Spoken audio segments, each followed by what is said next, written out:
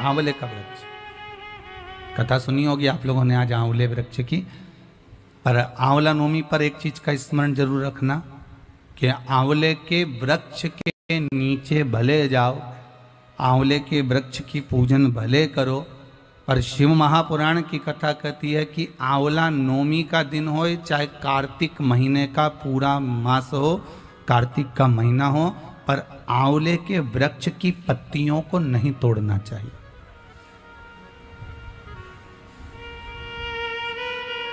कई लोग बहुत गलती करते हैं, आंवले की पूजन करने जाते हैं ना, तो वो सोचते हैं कि अब आंवले के पेड़ के नीचे भोजन करने का बड़ा महत्व है कि आंवला नवमी के दिन भोजन करना चाहिए। तो कई माताएं इतनी चतुर होती है ना, आंवले की पत्ती तोड़ के ले आती, सिर पे रख के भोजन कर लेती। कर रहे थे क्या?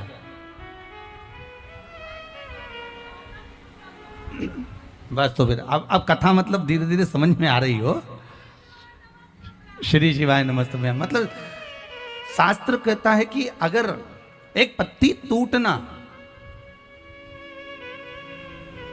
पहले लोग बड़ी गलतियां करते थे। आंवला के पूजन करने गए, आंवले के वृक्ष की पत्ती तोड़ ली, सिर पे रख ली, भोजन कर लिया। कितना दोष है महाराज। यहां तक शिव महापुराण की कथा कहती है, विष्णु पुराण, अग्नि पुराण, पद्म पुराण कहती है, गर्ग संहिता में यहां तक वर्णन करा गया है, स्कंद पुराण में भी कहा गया है कि आंवले के वृक्ष की जिस दिन पूजन करें, आंवला अगर ऊपर से नीचे गिर जाए, आपको प्राप्त हो जाए, तो भले उसका सेवन करो, भले उसको रख लो, पर आप आंवले नवमी के दिन आंवले को भी नहीं तोड़ना चाहिए। आंवला नवमी के दिन आंवले को भी नहीं तोड़ना चाहिए। यहां तक शास्त्र वर्णन करता है कि राजा एक वैश्य बड़ा धर्मात्मा था, बड़ा धर्मात्मा। आप लोगों ने आज कथा सुनी होगी, कितना धर्मात्मा राजा। बस उसका एक नियम था, वो प्रतिदिन एक सोने के आंवले का दान देता था।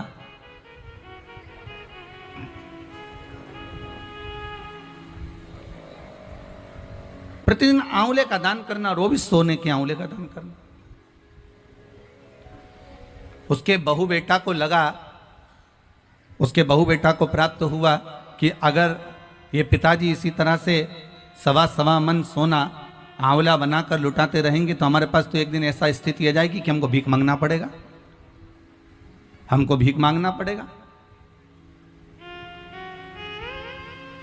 अच्छा, बहू बेटा को यह भान नहीं होता कि जिन माँ बाप ने जोड़ा है, अगर वो लुटा भी दें तो सत्ता तो उन्हीं की है ना, दौलत तो उन्हीं की है, पैसा तो उन्हीं का है। जितना जोड़ा वो माँ बाप ने जोड़ा, अगर वो लुटा भी दें तो ये उनकी मर्जी।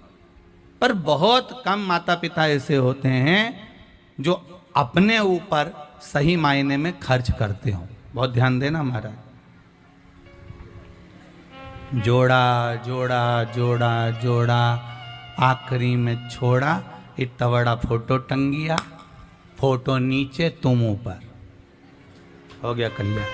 तो उससे ज्यादा और होगा क्या? क्या मतलब?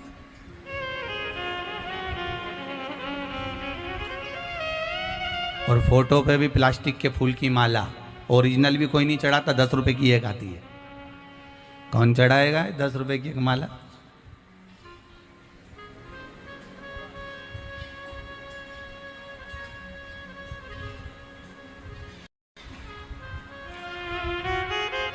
तीन 400 रुपये महीना का कौन खर्चा करेगा?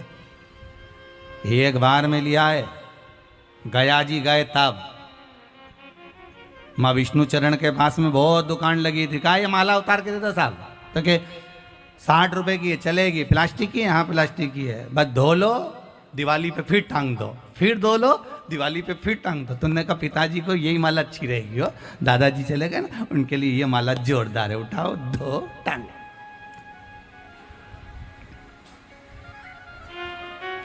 हंसोमती एक एक माला अपने को भी टंगने वाली है, आज नहीं तो कल टंगेगी, टंगेगी तो सही। माला किसको नहीं टंगी, टंगना। पर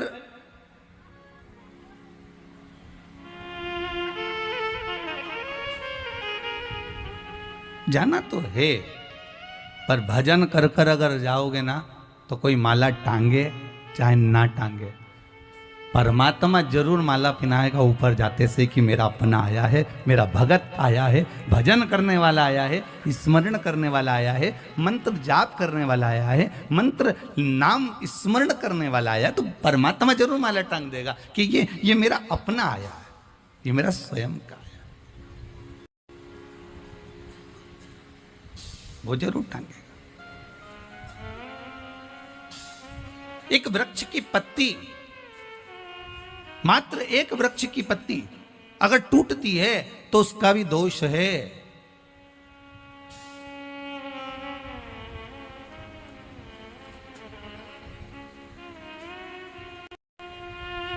आज आंवला नवमी है, एक कथा का स्मरण करिएगा जरा। सीताराम सरकार, भगवान राम जी महाराज आज अयोध्या में बड़े ठाठ से विराजे हुए हैं, बड़ी अलमस्ती में बैठे हुए हैं।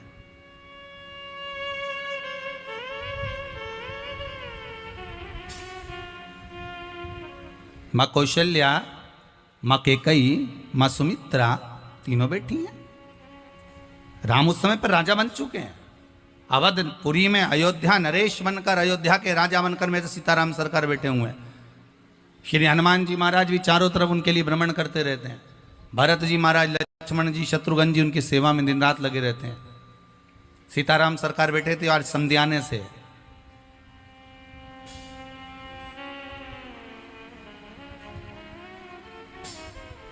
आज संध्याने से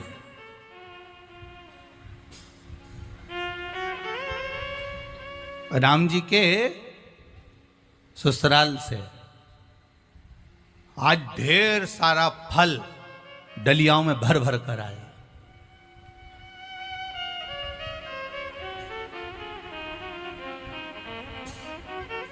एक दो डलिया फल की भरी, ढेर डलिया फल की भरी और भरा बना। मालूम पड़े थोड़े समय के बाद क्या देख रहे हैं राम जी महाराज कि राजभवन में फल तो भरा हुआ आ रहा है, तो डलिया भर भर कर, फिर सामने से फूल भरे भरे आ रहा है।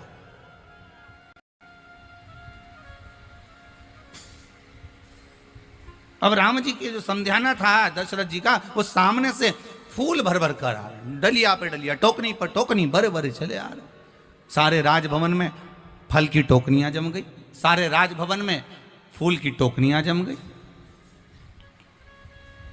थोड़ी देर बाद देखा कि राम जी ने क्या देखा कि सामने से टोकनियां भरकर, डलिया भर भर कर मालाएं आ रही हैं फूल की।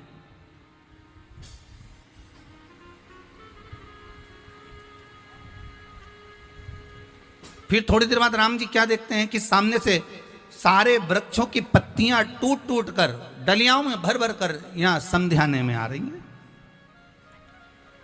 राम जी की यहां आ रही हैं। बहुत ध्यान देना महाराज, आज की शिव महापुराण की कथा जो शेर घाटी गया बिहार से चल रही है, यह कथा शायद आपके जीवन को बदल दे कि एक पत्ती भी अगर टूटती है तो उसका दोष क्या है, वो ये कथा बता रही है।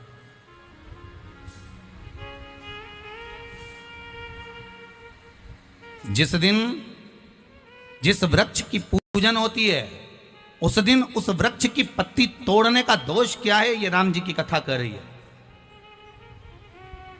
ये राम कथा कर रही है।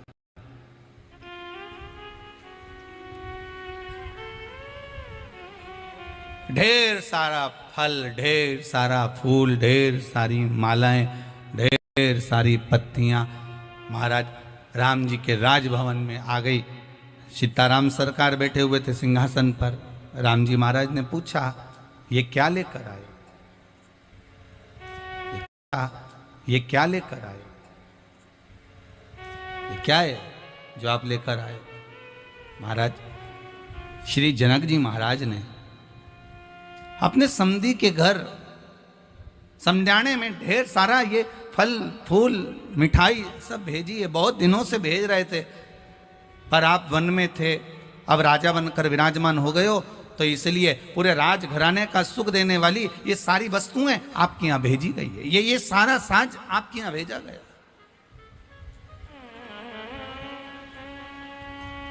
महाराज एक बेटी का बाप, एक बेटी का पिता अपनी बेटी के यहाँ क्या ना लेकर जाए।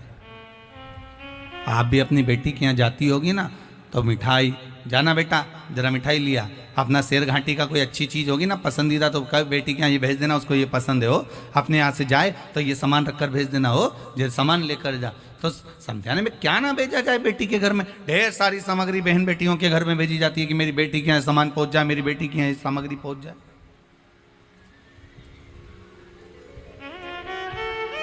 ले जाओ इसको।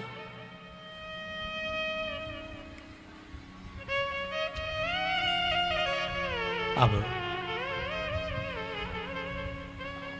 कौशल्या मैया बोली, जनक जी को हमारी ओर से नमन करिएगा और जनक जी से कहिएगा आपने जो सामग्री भेजी हमने स्वीकार करी है, पर अगर पिता के घर से एक बेटी के घर में सामग्री भेजी जाती है तो वो बेटी को स्वीकार करना चाहिए पहले।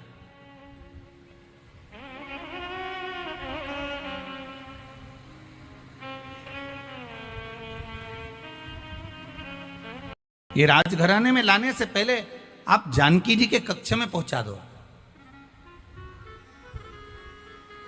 उर्मिला जी के यहाँ, मांडवी के यहाँ, शुद्धकीर्ति के यहाँ पहुंचा दिया। देखिएगा जरा कितनी विचित्र कथा है कि बहू के मायके से अगर कोई सामान आ रहा है तो सास कह रही हैं कि ये आप जिसके लिए आई है उसके यहाँ पहुंचा। और एक आज का जमाना ऐसा है कि लड़ी बहू के घर से क्या आया पहले हमको दिखाओ कि क्या लेके आई है, पहले हमको दिखाओ।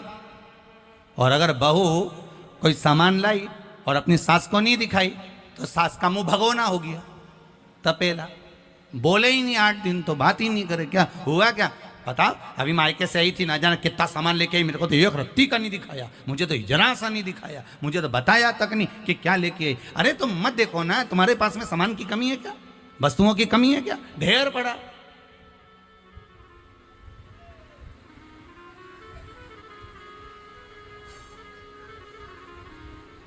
पर आसक्ति खत्म नहीं होती ना, दिक्कत तो आसक्ति की है। हमारी आसक्ति कहां खत्म होती है, बस छठ पूजन में जाएगी, पूजन तो बाद में करेगी, पहले जितनी माताएं पूजन करने के लिए खड़ी होगी उन सब की साड़ी पहले देखेगी, कितनी जोरदार लग रही है, पीली अच्छी लग रही है, नीली अच्छी लग रही है, लाल अच्छी लग रही है, अगली बार मैं छठ पूजन करने जाऊंगी तो यही वाली खरीद के लाऊंगी, दिखला।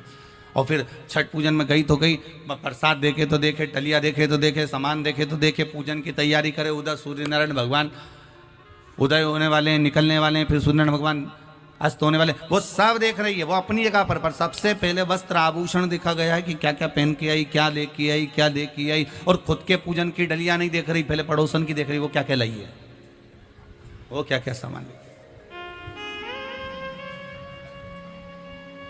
उसका सामान पहले देखा गया।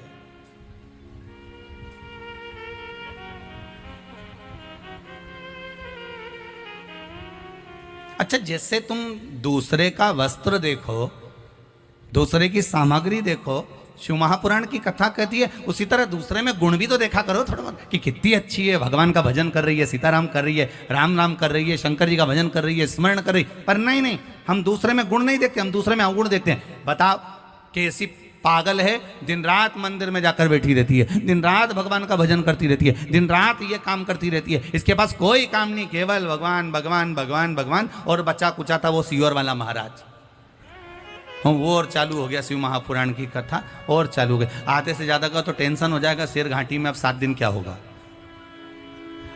आधे टेंशन में।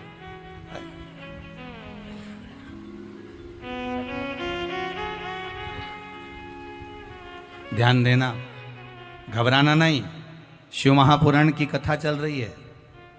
7 दिन में से 6 दिन शिव महापुराण की कथा में जो ये बेलपत्री चढ़े, जिनके कमर में, घुटने में, पीठ में, सिर में, कंधे में कहीं पर भी तकलीफ हो, प्रतिदिन 6 दिन एक बेलपत्री चबा चबा कर रात होने से पहले खा लेना, दूसरे दिन लिखकर भेज देना कि शरीर ठीक हुआ कि नहीं हुआ। शिव महापुराण की बेलपत्री का इतना प्रमाण है महाराज। शिव महापुराण की बेलपत्र का इतना प्रमाण है कि आपका शरीर ठीक हुआ कि नहीं हुआ, उसको लिखकर जरूर भेजना। और नकली नकली मत लिखना हो, ओरिजिनल लिखना कि हाँ मेरा सिर दुख रहा था, मैंने बेलपत्री खाई, आराम लगा कि नहीं लगा। नहीं लगे तो भी लिखो और लगे तो भी लिखो कि मैंने खाई, उसका लाभ क्या। जिसकी शुगर बीपी ऊंचा नीचा हो रहा हो, शुगर बढ़ रही हो, शुगर डाउन हो रही है, वो भी बेलपत्र जरूर खाना। और दूसरे दिन नाप कर बताना कि शुगर लेवल में आई कि नहीं आई। दूसरे दिन ही नापना, रात होने से पहले खाना और दूसरे दिन नाप के बताना कि शुगर लेवल में आई कि नहीं। शिव महापुराण का, शंकर का एक एक शब्द, शंकर की कथा का एक एक संबोधन, एक एक अनुमोदन शिव महापुराण का, शंकर की कथा और शंकर पर चढ़ा हुआ एक एक वस्तु औषधि का काम करती, एक एक औषधि। पर कई लोग बेलपत्र को रख लेते हैं, रात को खाते हैं।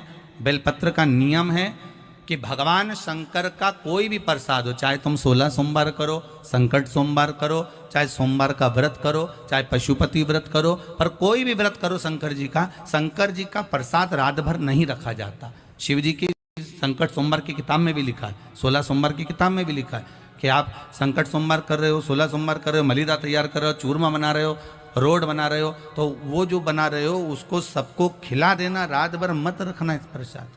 वो रात भर नहीं रखा, उसको पाली।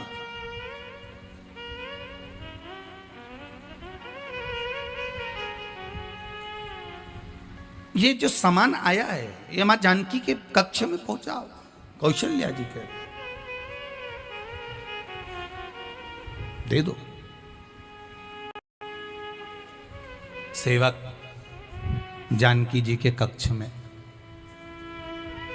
माता सीता के कक्ष में सेवक वो फल वो फूल सब ले गए।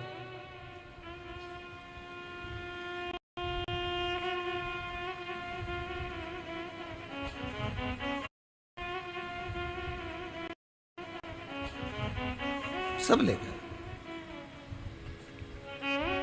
सीता जी गई कक्ष के अंदर, उस भवन के अंदर माता जानकी जी गई और सीता जी ने देखा कि आज मेरे कक्ष में इतना सारा फूल रखा हुआ है, इतना सारा फल रखा हुआ है। सूचना पहुंचाई प्रभु के पास में, ये फल ये फूल इतना कहां से आ गया? कहा समध्याने से आया है, जनक जी के यहां से आया।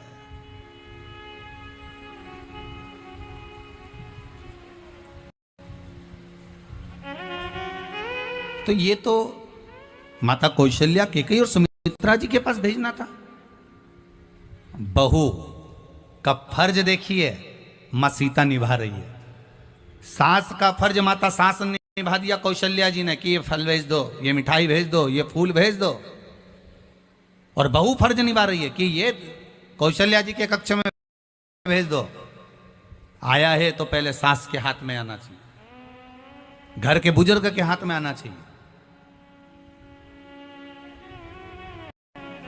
आपको बढ़ता हुआ देखकर घर के माँ बाप कभी दुखी नहीं होते। आपको बढ़ता हुआ देखकर घर के माता पिता इतने खुश होते हैं कि वो आशीर्वाद देते हैं कि और उन्नति करते जाओ, बढ़ते जाओ, चढ़ते जाओ, और बढ़िए। माँ बाप कभी दुखी नहीं होते।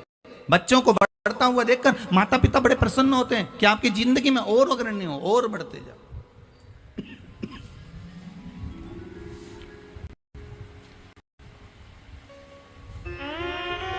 आप और बढ़िए।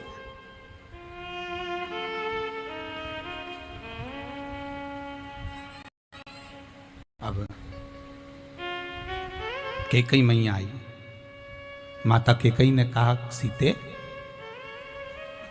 बहुरानी जानकी क्या बात है मां, ये कोई फल, कोई मिठाई, कोई पुष्प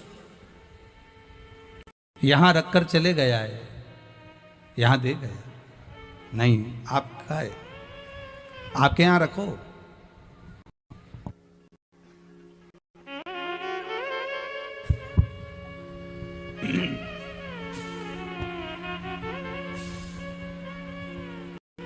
आप ये फल मिठाई अपने पास में रखिए।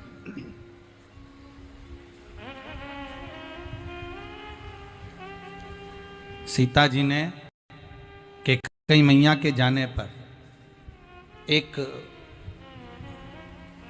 कमल का पुष्प उठाया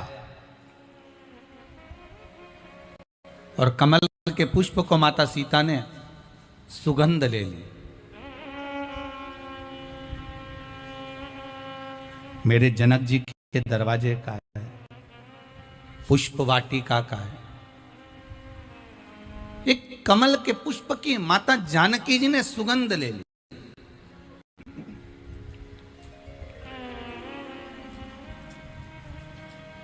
और सीता जी ने सुगंध ली और कमल का पुष्प रखा।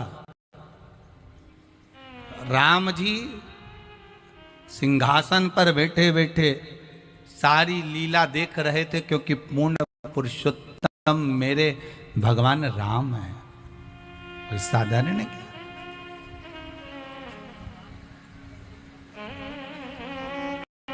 पूर्ण पुरुषोत्तम मेरे राम।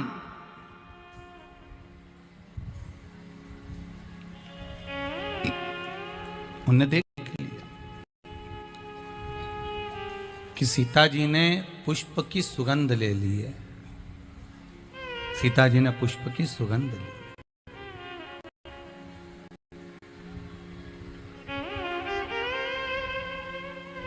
अब राम जी वापिस अपने कक्ष में आए माता जानकी के। आज आंवला नवमी है तो ये प्रसंग निकला है, बड़े ध्यान से सुनना। शायद पूर्व की जितनी कथाएं आप लोगों ने सुनी होगी उसमें ये प्रसंग नहीं सुना होगा। एक पत्ते को टूटने का प्रसंग है ये, और उस पत्ते का दोष का प्रसंग है।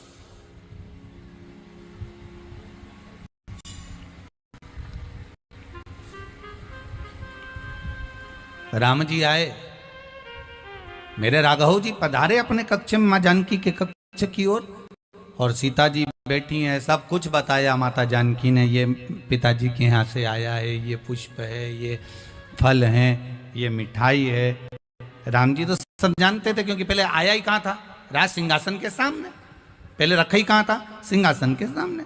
सारी वस्तुएं ही रखी थी, वो तो माता कौशल्या जी ने वहां भेजा। तो राम जी को तो सब मालूम था। राम जी जो जानना चाहते थे वो सीता जी ने नहीं बताया। राम जी क्या जानना चाहते थे? कि मैंने एक कमल के पुष्प की सुगंध ले ली है।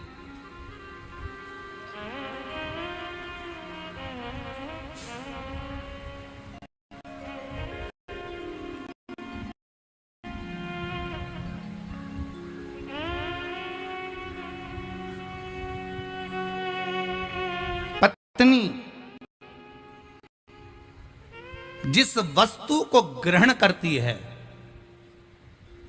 अनसुईया चरित्र श्री रामचरितमानस का, माता अनसुईया जी ने माता जानकी जी को ज्ञान उपदेश दिया था। बोलो सही है कि गलत है? चित्रकूट धाम में माता अनसुईया जी भगमाता सीता को ज्ञान उपदेश देती हैं, आभूषण देती हैं, रतन देती हैं, ज्वेलरी प्रदान करती हैं, सुख देने वाला ज्ञान प्रदान करती हैं। सीता जी को ज्ञान देते समय माता अनसुईया जी ने कहा था कि नारी जिस वस्तु को सेवन करती है, प्रसाद ग्रहण करती है, पहले वो अपने पति को ग्रहण करावे, उसके बाद स्वयं ग्रहण करे।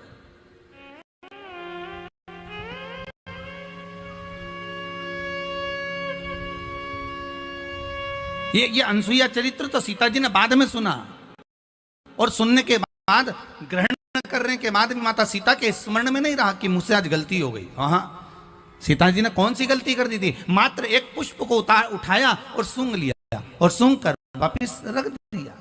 पर सीता जी ने यह बात मेरे राघव जी को नहीं बताई, मेरे राम जी को नहीं बताई कि मैंने फूल सूंघ लिया है, मैंने पुष्प की सुगंध ले ली है।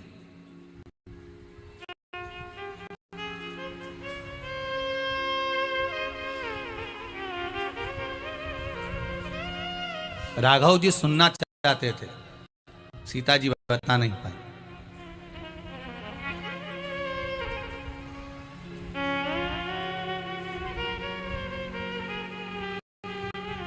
राघव जी सुनना चाहते थे कि सीता जी एक बार बता दे बस मेरे को कि मैंने फूल सूंघ लिया, पर बताया नहीं, बता नहीं पा रही। राघव जी चले गए, शंकर जी की आराधना में लग गए, शिव अर्चना में लग गए, पूजन में लग गए। शंभु शरणे पड़ी मांगू घड़ी रे घड़ी, दुख काटो दया करी ने दर्शन आप। शिव अर्चना में, शंकर की भक्ति में सीताराम सरकार भगवान राघव जी लग गए। सीता जी बता नहीं पाई, समय आ गया, समय आया।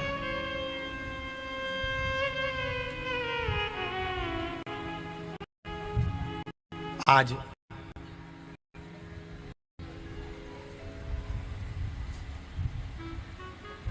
ये क्रम जिस दिन हुआ महाराज वो 9वीं तिथि थी। कौन सी तिथि थी? 9वीं, जिस दिन माता जानकी ने पुष्प सूंघा था अपने पिता के यहां से आए हुए उस सामग्री का। 10वीं निकल गई। एकादशी के दिन माता जानकी जी ने व्रत किया। द्वादशी का दिन आया और मां जानकी वो द्वादशी के दिन एक बगीचे में भ्रमण के लिए चली गई। वहीं अवधपुरी का बगीचा, वहीं अयोध्या का बगीचा, जहां पर ढेर सारी फुलवाड़ियां लग रही थी।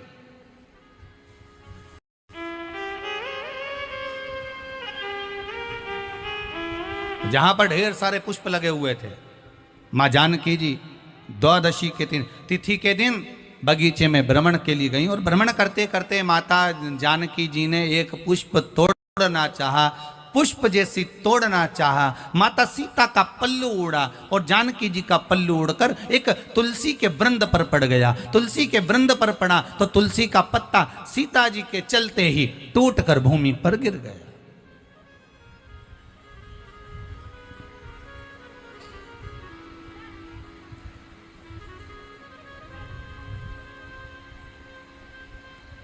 टूटकर भूमि पर गिरा। एक तुलसी का पत्ता मात्र, और तुलसा जी का एक पत्ता माता जानकी जी के पल्लू से, वस्त्र से नीचे गिर गया। द्वादशी तिथि के दिन